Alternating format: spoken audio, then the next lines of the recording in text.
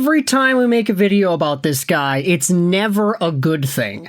Today we're talking about former, and I gotta take a deep breath for this, Pittsburgh Penguins, Anaheim Ducks, Washington Capitals, Seattle Kraken, Detroit Red Wings, Vancouver Canucks, and New Jersey Devils NHL forward Daniel Sprong.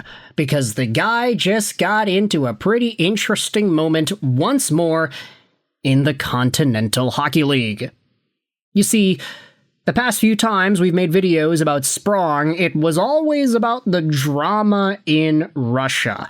We made a bunch of videos over the past year chronicling what's been going on with this dude, the ins and outs of his KHL career, and, you know, there were a number of moments that I don't even think we actually talked about in general, like the Evgeny Kuznetsov thing, where he was suspended one game for making an obscene gesture towards Daniel Sprong. Obviously, that's more of a Kuzi thing rather than Daniel Sprong himself, but you could definitely tell there was some fuel behind it. There also was Sprong getting benched and not played, despite being a very productive player.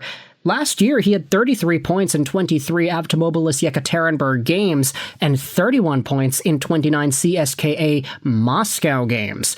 Say what you want about Daniel Sprong the person, but this is genuinely one of the top producing players the Continental Hockey League has, and if you sort by general points per game, you will see that he was second overall, just behind Sam Anas of Dynamo Minsk. Either way, Daniel Sprong is once again with Avtomobilis Yekaterinburg, and the KHL preseason has gotten underway. This is where the KHL's English Twitter account posted the goal celebration as Avtomobilis wins the game in overtime in the KHL preseason. It's a regular clip of 3v3 hockey. You can see that the Avtomobilis guys, they have the puck in the corner of the offensive zone, and then they're able to break it back in, which leads to a really nice passing play where Daniel Sprong, the guy at the top of the screen, ends up receiving the puck. He comes in on goal, he fires it by the goalie, he dangles it around, and then he starts pointing to himself, and the camera zooms in on him. He's yelling out to the opposition, "That's why I'm the best! That's why I'm the best!" And he's like staring them down. He's continuously beating his own chest, quite literally going out there and trying to rub it into the opponent like, "Yeah, I'm the best! Look at me, that's why I'm the best!" Like, dude. Oh, man. What a funny guy, isn't he? And I get it, you know? Hockey is a passionate sport. There are a lot of emotions in the sport of ice hockey, and sometimes players say things that you wouldn't normally say in regular conversation. It's sports, right? Sports brings out the best and worst of people's emotions. So for Daniel Sprong, like, yeah, it's a goal celebration. He's celebrating. He's talking himself up. That's what a lot of people do, right? But because it is Daniel Sprong, and because of the fact that this is genuinely a KHL preseason game, the replies to this tweet are hilarious. Let's just go out there and read. The James Harden of hockey. Okay, that's a new one. Are you sure about that? This is why he is not in the NHL, Yagerhab says to 249 likes. This is why nobody can stand him. It's exactly why he's not in the big leagues, unfortunately. The guy lost the puck at the blue line off a simple pass and then celebrates saying he is the best. I can definitely see why this guy was a locker room cancer, LOL. Still insufferable, Chris P. Bacon says.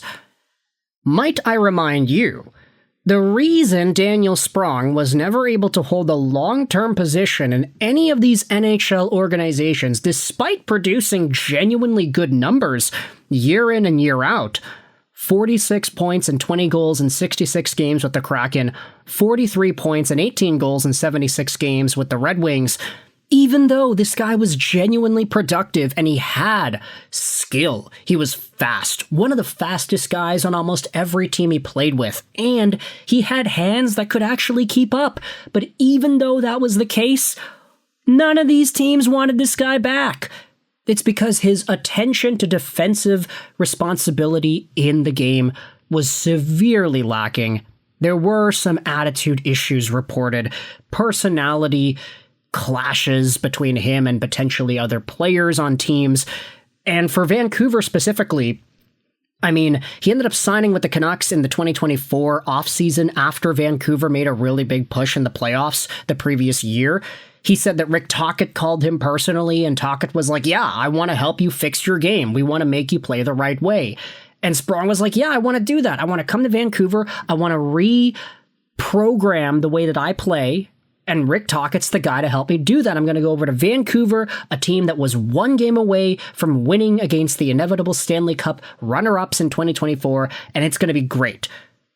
He had 3 points in 9 games, but the Canucks didn't use him after that. And that point production is not even bad. It's just he did not do what Rick Tocchet wanted him to do.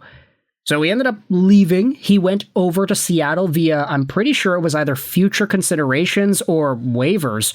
One of the two. Let's see if Elite Prospects actually has it. There you go, future considerations. Seattle took him back because he was a Kraken beforehand. And then he ended up getting traded to New Jersey. And now he's in Russia, going out there, scoring KHL preseason goals, saying, yeah, no, that's why I'm the best. I am the best. The quote tweets are funny as well. Unhinged celebration. His career needs a long-form video essay. He is the Tony D'Angelo of forwards.